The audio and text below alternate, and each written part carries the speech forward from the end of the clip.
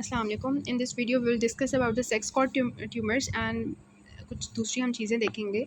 और इसके अलावा मैं थोड़ा सा आपका टेस्ट ले लूँगी जिसमें मैं आपको डिफरेंट पिक्चर्स दिखाऊंगी एंड यू विल आइडेंटिफाई कि ये कौन सा ट्यूमर है। ठीक हो गया। अब सेक्स कॉर्ड स्ट्रोमल ट्यूमर जो होते हैं इनमें वी हैव द ग्लोमेरुल ये जो ग्रैनुलोजा ट्यूमर्स होते हैं सर्टोली थीकोमास होते हैं मोस्टली, ये आपने याद रखने हैं। ठीक है। अब सेक्स कॉर्ड के मैंने आपको बताया था कि जो हमारा ओवरी का सेल होता है, ओवरियन फॉलिकल होता है, उसके गिर्द हमारे जो है ग्रैनुलोजा सेल्स होते हैं और ग्रैनुलोजा सेल्स के बाहर जो है थीकल सेल्स होते हैं। Thecal cells under the action of LH produce कर रहे होते हैं एंड्रोजन्स। ठीक है। और जो ग्रैनुलोजा सेल्स होते हैं वो अंडर द एक्शन ऑफ जो आपके हैं एफएसएच, ठीक है, प्रोड्यूस कर रहे होते हैं ईस्ट्रोजन। ठीक है। अब अगर हमारे जो एग के गिर्द जो है वी हैव द ग्रैनुलोजा सेल्स, अगर उनका ट्यूमर बन जाए तो आप खुद सोचे क्या होगा। ग्रैनुलोजा सेल्स का ट्यूमर बन गया है तो इनको कहते हैं ग्रैनुलोजा थीका सेल ट्यूमर्स। ठीक है। अब ये जो ट्यूमर्स होते हैं ये मोस्टली आपके पोस्ट मीनोपॉजल होते हैं। ठीक है। पोस्ट मीनोपॉजल होते हैं। जो ग्रैनुलोजा वाले होते हैं ये मोस्टली पोस्ट मीनोपॉजल होते हैं। ठीक है। ये मेलिग्नेंट होते हैं। सेक्स कॉर्ड ट्यूमर्स में ये मैंने हाईलाइट इसलिए किया क्योंकि सेक्स कॉर्ड ट्यूमर्स में मोस्टली जो मेलिग्नेंट ट्यूमर्स होते हैं वो ग्रैनुलोजा वाले होते हैं। और बिकॉज दे हमारे पास जो है ग्रैनुलोजा है ना, इस वजह से ये ईस्ट्रोजन बहुत ज़्यादा रिलीज़ कर रहे होते हैं। ठीक है। क्योंकि इनका नॉर्मल काम भी यही होता है ईस्ट्रोजन रिलीज़ करना, इस वजह से ये ईस्ट्रोजन बहुत ज़्यादा रिलीज़ कर रहे होते हैं। इसके अलावा इनकी जो माइक्रोस्कोपिक कैरेक्टरिस्टिक होती है जो एमसीक्यू के लिए इंपॉर्टेंट है कि हमें इसमें मिलते हैं कॉल एक्सनर बॉडीज़। हम इन देख लेते हैं क्या होती है। These are actually the Call Exner bodies. इसमें क्या होता है, दरमियान में हमारे पास ये जो मटीरियल आपको नज़र आ रहा है ना पिंक वाला, दिस इज़ द ईओसिनोफिलिक मटीरियल। और इस ईओसिनिक मटीरियल जो होता है इसके इर्द गिर्द ग्रैनुलोजा सेल्स आपको नज़र आते हैं। ठीक है। ये आपका ईओसिनोफिलिक मटीरियल है और इसके गिर्द हमारे ग्रैनुलोजा सेल्स जो होते हैं इन्होंने ऐसे इसको कवर किया होता है ईओसिनोफिलिक मटीरियल को। ठीक है। और इस वजह से ये इनको हम कहते हैं कॉल एक्सनर बॉडीज़। ठीक है। कॉल एक्सनर बॉडीज़ कहते हैं। और ये जो आपको ग्रैनुलोजा सेल्स मिलते हैं ना, इनके जो न्यूक्लियाई होते हैं वो कॉफ़ी बीन लाइक होते हैं।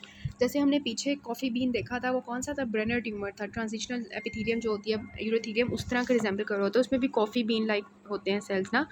तो ये इनके भी हमारे पास कॉफ़ी बीन लाइक होते हैं और ये कॉल एक्सनर बॉडीज़ बनाते हैं। ये बहुत इंपॉर्टेंट चीज़ है, आपने याद रखनी है इसके एमसीक्यू। Coma fibroma. ठीक है। ग्रैनुलोसा थीका में याद रखना है कि ये पोस्ट मीनोपॉजल होते हैं, कॉल एक्सनर बॉडीज़ होती हैं, ईस्ट्रोजन रिलीज़ करे होते हैं और मेलिग्नेंट होते हैं। ठीक है। थीकोमा फाइब्रोमा मीन्स द ये हमारे मोस्टली जो थीका सेल्स होंगे उनमें से जो हमारे पास होंगे ना वो रिलीज़ मतलब ट्यूमर ज़्यादा होगा उनका, मतलब सेल ज़्यादा होंगे।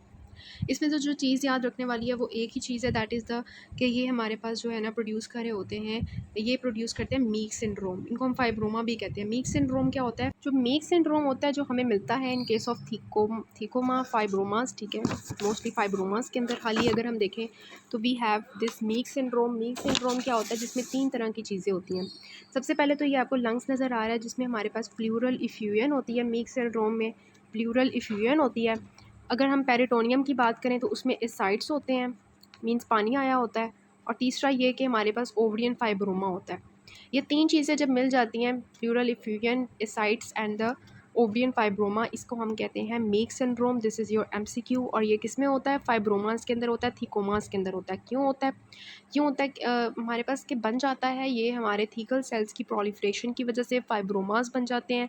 और इसकी बहुत इंपॉर्टेंट चीज़ कि इसमें ये आपके बिनाई नहीं होते हैं और इसमें आपके जो है फाइब्रोब्लास्ट आपको मिलते हो, क्योंकि ये फाइब्रोमास होते हैं, इनमें फाइब्रोब्लास्ट होते हैं। और क्योंकि ये फाइब्रस होते हैं ना, फाइब्रस होते हैं, तो ऐसे वो हमारे पेट को उन्होंने जकड़ा हुआ होता है ना, मीन्स के ऐसे लगता है जैसे पुलिंग सेंसेशन होती है ग्रोइंग में, ऐसा लगता है कोई हमें चीज़ पुल करी है अंदर की तरफ। ठीक है।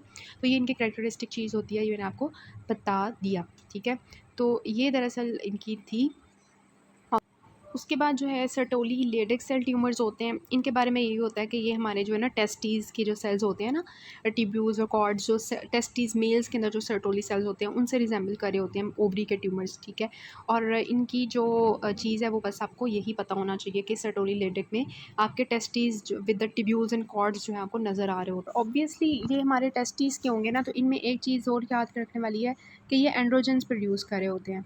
ठीक है। एंड्रोजन्स प्रोड्यूस कर रहे होते हैं, इस वजह से फीमेल्स के अंदर फिर वो मेल्स की कैरेक्टरिस्टिक्स भी आ सकती हैं। तो ये इसके बारे में था। और मेटास्टेसिस वाले जो ट्यूमर्स होते हैं वो हमारे सिग्नल रिंग देते हैं और ये हमारे मोस्टली जीआईटी से आ रहे होते हैं, ब्रेस्ट से या लंग से आ रहे होते हैं। नॉट सो इम्पॉर्टेंट, बस याद होना चाहिए कि आपके ये वाले सारे ट्यूमर्स होते हैं। अब इनके क्लिनिकल फीचर्स क्या होते हैं? मोस्टली जो आपके ओवरियन ट्यूमर्स होते हैं ना, इनकी वजह से एब्डोमिनल डिस्टेंशन हो जाती है, ब्लॉटिंग होती है, एसाइड्स होते हैं, एब्डोमिनल पेन, पेल्विक पेन होती है, ठीक है। और इसमें बाउल ऑब्स्ट्रक्शन भी हो सकती है और पेन होती है during the sexual intercourse, pain होती है आपकी। और इसके अलावा जो है किचेक्सिया हो जाता है पेशेंट को। और इसके अलावा जो है हम इनकी करते हैं, मतलब इनकी जो पेन होती है वो ज़्यादा होती है। और इसके अलावा जो इनकी बहुत इंपॉर्टेंट चीज़ होती है वो मैं आपको दिखा देती हूँ। वैसे तो ये वाला जो है ना, अर्जेंट नीड टू यूरिनेट, एक इसकी बहुत कैरेक्टरिस्टिक चीज़ होती है ओवरियन ट्यूमर्स की, वो दिखाती है। ये आपका जो MCQ है बहुत इंपॉर्टेंट कि ओवरियन ट्यूमर्स में मोस्टली जो एब्डोमिनल ट्यूमर्स होते हैं या आपके जो इस एरिया के ट्यूमर्स होते हैं, पेल्विक ट्यूमर्स, वो आपकी जो अम्बलाइकस होती है ना, वहाँ पे एक नोड्यूल बना देते हैं। ये बहुत इंपॉर्टेंट MCQ है। उसको हम कहते हैं सिस्टर, ठीक है, सिस्टर मैरी जोसेफ नोड्यूल, ठीक है, सिस्टर मैरी जोसेफ नोड्यूल। ये जब आप देखते हैं ना अम्बलाइकस पे, तो वहाँ पे ये नोड्यूल बना होता है। In case of ovarian tumours या बहुत से एब्डोमिनल ट्यूमर्स के केस में बना हो सकता है। ये एक सिस्टर थी, इसका नाम सिस्टर मैरी जोसेफ था, और इसने नोटिस किया था umbilical node most of the cancer patients, तो उसने बताया। तो फिर उसको मुझे पब्लिश कर लिया गया कि जी हाँ, मतलब यही हो सकता है कि जो बहुत से कैंसर पेशेंट्स में जो तुमने अम्बलाइकल पे नोड देखा है, ये एक्चुअली कैरेक्टरिस्टिक होता है कि कोई ना कोई मसला चल रहा है अंदर की तरफ, ठीक है। तो फिर ये पब्लिश कर लिया गया और पता चल गया, इसका नाम रख दिया गया इस लेडी के नाम पे, सिस्टर जोसेफ मैरी नोड्यूल। इस वजह से आपने ये इसका याद रखना है, because it is very important. एक दो चीज़ें रह गई हैं, उनको हम देख के तो इसको पाइल अप करते हैं अब। अच्छा, सबसे पहले ये है कि हमारी जो स्टेजिंग होती है ओवरियन ट्यूमर्स की, वो क्या होती है? स्टेज 1 होती है, स्टेज 2 होती है, और स्टेज 3 होती है, और स्टेज 4 होती है। अब क्या क्या हो सकती है? आपने इतनी स्टेजिंग पढ़ लिया, आपको खुद आनी चाहिए। स्टेज 1 में क्या होगा? जो हमारा ओवरी का ट्यूमर होगा वो सिर्फ ओवरी के अंदर होगा, ठीक है। स्टेज 2 में क्या होगा? वो ओवरी से चला जाएगा हमारी पेल्विस में। स्टेज 3 में क्या होगा? पेल्विस से ऊपर की तरफ जाएगा, एब्डोमेन की तरफ चला जाएगा। और स्टेज 4 में क्या होगा? हमारा ट्यूमर जो है वो एब्डोमिनल कैविटी से बाहर निकल जाएगा, डिस्टेंट चला जाएगा, डिस्टेंट मेटास्टेसिस कर लेगा, ठीक है। अब जी उन्होंने कहा कि अगर तो स्टेज 1 है, उसकी आगे से 3 टाइप्स हैं। पहली टाइप ये है ABC, ठीक है, ABC। ए में क्या होगा? सिर्फ एक ओवरी इन्वॉल्व होगी। बी में क्या होगा? दोनों ओवरीज इन्वॉल्व हो जाएंगी। और तीसरी में क्या होगा? अब दोनों ओवरीज और इन्वॉल्व हो गई हैं, अब क्या हो सकता है ज़्यादा से ज़्यादा? वो जो उसका ओवरी का कैप्सूल होगा वो रप्चर कर जाएगा और ट्यूमर बाहर निकल जाएगा, ठीक है। उसके बाद पेल्विस में आ जाएगा 2 पे। पेल्विस में भी हमारे पास डिफरेंट स्ट्रक्चर्स होते हैं ना, तो उसको भी हम ABC देते हैं, pelvis A, pelvis B, pelvis C। Pelvis में A में जो होगा ट्यूमर वो यूट्रस में होगा, ठीक है, और उसकी ट्यूब्स में होगा। बी में क्या होगा? वो दूसरे पेल्विक स्ट्रक्चर्स में इन्वॉल्व कर लेगा। और सी में क्या होगा कि वो पेल्विस के अंदर जो है वो जो एरिया होता है वहाँ पे एसाइड्स प्रोड्यूस कर देगा। फिर आता है थर्ड में जो एब्डोमिनल वाला है ना, उसकी 3 आगे से हैं ABC, इसकी भी, ठीक है। जो ए होगा ना एब्डोमिनल में, उसमें क्या होगा? माइक्रोस्कोपिक मेटास्टेसिस होगी, जो माइक्रोस्कोप से नज़र आ रही होगी सिर्फ। बी में क्या होगा कि वो मैक्रोस्कोपिक मेटास्टेसिस नज़र आएगी। और सी में क्या होगा कि वो हमारे पास लिम्फ नोड्स में चले जाएगी, एब्डोमिनल लिम्फ नोड्स में, ठीक है। उसके बाद जो हमारे पास फोर्थ है, उसका कोई फर्दर आगे ABC नहीं है, उसको याद करने की ज़रूरत नहीं है। बस ये पता होना चाहिए कि फोर्थ में क्या होता है कि डिस्टेंट मेटास्टेसिस हो जाती है। तो ये सिंपल सी इसकी स्टेजिंग है, बहुत ही आसान, कि 1 में ओवरी में होगा, सेकंड में पेल्विस में, थर्ड में एब्डोमिनल में, और फोर्थ में डिस्टेंट चला जाएगा। जो 1, 2, 3 है उनकी ABC कैटेगरीज़ हैं, जिनमें ओवरी के एक ओवरी होगी तो A, 2 होगी तो B, C होगी तो उसमें कैप्सूल उसका रप्चर कर देगा। 2 में क्या है? पेल्विस है हमारे पास ABC। A में क्या होगा? हमारे पास सिर्फ वो यूट्रस में होगा। बी में वो पेल्विक स्ट्रक्चर्स में चलेगा। सी में वो वहाँ से साइड्स प्रोड्यूस कर देगा। और एब्डोमिनल में माइक्रोस्कोपिक और लिम्फ नोड्स। और फोर्थ जो है वो डिस्टेंट मेटास्टेसिस, ठीक है। अब हम बात कर लेते हैं ट्यूमर मार्कर्स की। जो हमारे ओवरियन ट्यूमर मार्कर्स होते हैं ये बहुत इंपॉर्टेंट है। ट्यूमर मार्कर्स की बात करते हैं तो ये हमारे किस लिए इंपॉर्टेंट होते हैं? ट्यूमर मार्कर से हमें क्या पता चलता है? 3 चीज़ें पता चलती हैं। एक तो हमें ये पता चलता है कि ट्यूमर है या नहीं, प्रेजेंस ऑफ ट्यूमर। दूसरा हमें पता चलता है कि हम जो ट्यूमर के लिए हम ट्रीटमेंट दे रहे हैं, क्या वो इफ़ेक्टिव है या नहीं है इफ़ेक्टिव, ठीक है। और तीसरा हमें ये पता चल रहा होता है कि अगर तो पेशेंट की जो है वो पेशेंट की जो डिसीज़ है वो रिकरेंस तो नहीं हो गई, अगर रिकरेंस हो जाती है तो फिर हमारे ट्यूमर मार्कर जो है वो रेज़ कर जाते हैं, तो हमें ट्यूमर का पता चल जाता है। तो ये 3 चीज़ें हैं, आपका बहुत इंपॉर्टेंट यूक्यू भी आ सकता है कि ट्यूमर मार्कर्स का क्या फ़ायदा होता है, इससे हमें पता चलता है प्रेजेंस ऑफ ट्यूमर, इससे हमें पता चलता है कि हमारी जो ट्रीटमेंट है उसका फ़ायदा हो रहा है, पेशेंट रिस्पॉन्स कर रहा है नहीं, जो ट्यूमर रिस्पॉन्ड कर रहे हैं या नहीं, और तीसरा रिकरेंस का पता चलता है। ठीक है, अब ट्यूमर मार्कर्स की बात कर लेते हैं। सबसे पहले जो हमारा होता है AFP ट्यूमर मार्कर, ठीक है, अल्फ़ा फीटोप्रोटीन। ये कौन कौन से ट्यूमर्स में हेल्पफुल होता है? जो हमने यॉर्कसैक ट्यूमर देखा था, टेराटोमा और सर्टोरी लीडिक सेल ट्यूमर, ठीक है। यॉर्कसैक ट्यूमर जो हमने जर्म सेल ट्यूमर देखा था एक, याद है वो यॉर्कसैक ट्यूमर जिसमें शिलर ड्यूवल बॉडीज़ थी, ग्लोमेरुलस वाली, वो, ठीक है। और इसके अलावा टेराटोमा, जो इमेच्योर टेराटोमा होता है ना, जिसमें मैंने बताया था कुछ समझ नहीं आ रही होती कौन से सेल्स हैं, वो वाला उसमें। और इसके अलावा सर्टोरी लेडिक सेल ट्यूमर, सर्टोली वो वाला है, लेडिक सेल वो जो हमारे टेस्टिस के साथ रिजेंबल कर रहा था। ये तीनों अल्फ़ा फीटोप्रोटीन्स इन ट्यूमर्स में रेज़ हुआ होता है, ठीक है। फिर सेकंड में आ जाता है हमारे पास HCG। HCG का तो आपको भी पता होगा, कोरियोकार्सिनोमा, ये तो आपको नंबर 1 पे पता होना चाहिए। कोरियोकार्सिनोमा पे HCG जो है वो इंक्रीज़ हुआ होता है। इसके अलावा जो वो डिसजर्मिनोमा आपने पढ़ा था ना, वो अंडे वाला ट्यूमर, फ्राइड एग वाला ट्यूमर, डिसजर्मिनोमा, उसमें ये इंक्रीज़ हुआ होता है, ठीक है। उसके बाद जो हमारे पास डिस्टर्मिनोमा होता है ना, उसमें हमने देख लिया LDH भी इंक्रीज़ हुआ होता है डिस्टर्मिनोमा में, और बीटा ह्यूमन क्रॉनिक गोनाडोट्रोपिन भी इंक्रीज़ हुआ होता है। ये दोनों हमारे डिस्टर्मिनोमास में इंक्रीज़ होते हैं, ठीक है। उसके बाद जो हमारे एपिथेलियल ट्यूमर्स होते हैं ना, जितने भी सीरस, म्यूसिनस, जो एंडोमेट्रॉइड हैं और ट्रांजिशनल हैं, क्लियर सेल हैं, उन सब में हमारे जो है ना इंक्रीज़ हुआ होता है CA-125। ये बहुत इंपॉर्टेंट है, ये तो मैं आपको कहती हूँ नंबर 1 पे आपको आना चाहिए कि एपिथेलियल ट्यूमर्स पे CA-125 इंक्रीज़ हुआ होता है, ठीक है। और इसके अलावा लास्ट आपका रह गया जस्ट, वो है आपका इनहिबिन, ठीक है।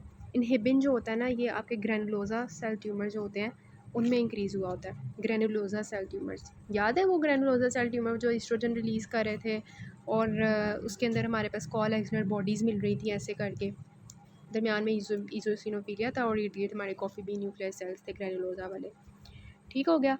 तो ये आपके पास सारी थी AFP, human chorionic gonadotropin, LDH, ठीक है, और आपकी CA-125, ठीक है, और इसके अलावा जो इनहिबिन, ठीक है, इनहिबिन ग्रैनुलोसा सेल ट्यूमर्स के लिए है, ठीक है, CA-125 एपिथेलियल ट्यूमर्स के लिए है, LDH और ये दोनों हमारे पास डिस्टर्मिनोमा के लिए, HCG कोरियोकार्सिनोमा के लिए, और AFP जो है ये आपका यॉर्कसैक ट्यूमर के लिए है, और इमेच्योर टेराटोमा के लिए है, सर्टोरी लेडिक सेल ट्यूमर्स के लिए। This is all about tumours, या आपका ट्यूमर मार्कर्स, ये आपका MCQs के लिए बहुत इंपॉर्टेंट था, ठीक हो गया। मैं थोड़ी सी पिक्चर्स आपको दिखा देती हूँ और आप थोड़ा सा आइडेंटिफाई कर लें ये कौन से आपको नज़र आ रहे हैं सेल्स। कॉफ़ी बीन नज़र आ रहे हैं, और कौन से होते हैं कॉफ़ी बीन, किस में होते हैं?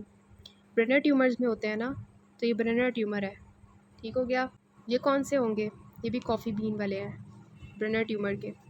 वो स्टेजिंग है जिसमें मैंने आपको बताया कि ये सिर्फ ओवरी में रहेगा, इसमें वो हमारे पास पेल्विक रीजन में चला जाएगा, ये एब्डोमिनल में चला जाएगा, और दूसरे पार्ट्स में चला जाएगा ओवरी के, ठीक है। सर्टोरी लेडिक सेल ट्यूमर्स में आपने बस एक और चीज़ याद रख लें कि रिंकीज क्रिस्टल इस पर आपको मिलते हैं, जिसमें एक्चुअली ये सारे कैरेक्टरिस्टिक्स होते हैं ना, सर्टोरी लेडिक सेल ये टेस्टी से रिजेंबल कर रहे होते हैं, टेस्टोस्टेरोन रिलीज़ कर रहे होते हैं, मैस्कुलाइन फीचर्स प्रोड्यूस करते हैं, रिंकीज क्रिस्टल्स होते हैं इसमें, ठीक है। ये MCQ के लिए आ सकते हैं, तो मैंने आपको बता दिया कि कुछ मिस ना हो जाए। ये कौन से सेल्स आपको नज़र आ रहे?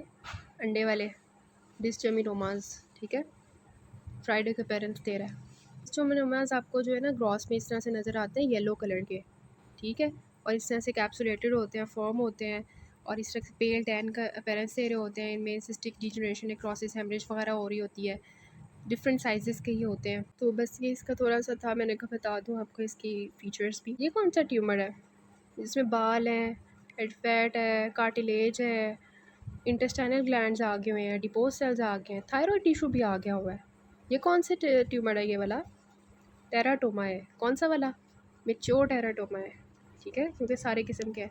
अगर सिर्फ आपको थायरॉयड टिश्यू हो तो फिर क्या होगा? ये होगा वो वाला, क्या नाम है उसका, स्ट्रोमा ओवराई स्पेशलाइज टाइप वाला, ठीक है, अगर वो बिल्कुल हाली हो। और अगर बिल्कुल भी आपको समझ ना आ रही हो क्या चीज़ें हैं, तो फिर क्या होगा? इमेच्योर टेराटोमा होगा। ये आपका म्यूसिनस ट्यूमर है। कैसे पता चला है म्यूसिनस है? छोटी छोटी मल्टीपल सिस्ट है, सीरस में आपको एक ही मिलता है, ठीक है। इसमें मल्टीपल सिस्ट है, म्यूसिनस फ्लूइड है, जिलाटिनस फ्लूइड होता है इसमें, ग्लाइकोप्रोटीन से भरा हुआ। क्लियर सेल ट्यूमर जो थे ना हमारे, वो हमने नहीं पढ़े, उसमें बस आप एक चीज़ याद रख लें, वो जो हमारे पास हैं सरफेस एपिथेलियल ट्यूमर्स में क्लियर सेल कार्सिनोमा भी होता है, उसमें ना एक्चुअली हॉबनेल अपीयरेंस आती है, ये याद रख लें। हॉबनेल अपीयरेंस में भी ये आपके एमसीक्यूज़ में आ जाए तो मैंने आपको बता दिया। हॉबनेल अपीयरेंस जो होती है वो सेल क्लियर सेल कार्सिनोमा में होती है। ग्रेनुलोसा सेल ट्यूमर है जिसमें आपको कोलेक्शनल बॉडीज़ मिलती हैं इस तरह से, कॉफ़ी बी न्यूक्लाइड होते हैं, सेंट्रल इज़ोनोफिलिक कोर के इर्द गिर्द जमा हुए होते हैं, ठीक है। सो ये देखें आपके पास कोलेक्शनल बॉडीज़ हैं, इस तरह से बनी हुई हैं, और सेंट्रल यूजिनोफिलिक मटेरियल है पिंक कलर का, उसके इर्द गिर्द कॉफ़ी बीन न्यूक्लाई जमा हुए हुए हैं सेल्स। ये अगेन आपके पास क्लियर सेल ट्यूमर्स हैं, इसमें जस्ट आपको मैंने बताया होबनेल सेल्स याद रख लेना, होबनेल लाइक होते हैं। एक अच्छा सा टेबल बना हुआ था, इसमें सारा कुछ जो है ना इन्होंने वो समराइज़ किया हुआ है कि कौन सी सेल्स में कौन सी कैरेक्टरिस्टिक अपीयरेंस होती है, जो मैंने आपको बता दी हैं सारी। तो इसको टेबल को आप रीड कर लें कि आपकी रिवीजन हो जाएगी, ठीक हो गया। So this is all about the ovarian tumours. I hope आपको समझ आई होगी। मैंने बहुत मेहनत से मतलब कोशिश की थी कि समझ आ जाए, याद हो जाए सारे सेल्स। तो मोस्टली आपका जो यूके पॉइंट ऑफ व्यू से म्यूसिनस और सीरस ही इंपॉर्टेंट है, और जो एमसीक्यूज़ के लिए बाकी वो जो मैंने आपको कैरेक्टरिस्टिक फीचर्स हर किसी ट्यूमर के बता दिए हैं ना, वो आपने कर लेना है जस्ट एमसीक्यूज़ के लिए। This is all about.